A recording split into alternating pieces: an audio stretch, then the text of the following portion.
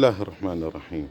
واحد علمني قبل ما نسعى في قضية إصلاح بينه وبين زوجته، يقول أروح هاود عمك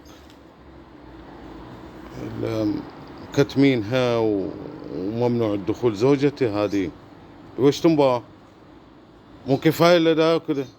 مالك شغل، أنت المفروض تهدي أختك، مو تجي توقف الحين ودا وتنفخ علي ودا. هذا أنا جاي عشان أنبذ، ترى غلطانة. إيه بس أنت حتى جبنة أبوك ما تجيب لهم. إيش دخل الحين جبنة أبوك؟ وش دخل ما يندرى وإيش الفلفل الأسود لو مو مطحون والآخير مو كذي. زين أنبا حين أتكلم لا أعرض الأمر على أخوي الأكبر إلا بطلعة أخوه الكبير وما يسلم ورايح. هذا شفت كيف بتعرضوا إيش الحين بعد.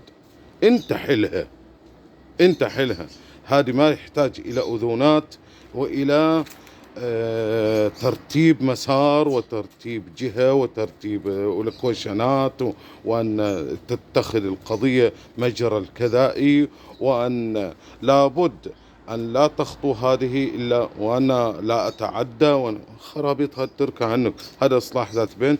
قوم وأنت إذا هذاك تارك وإذا هذاك مبتعد، قوم بأنت بلاش قلة حياة.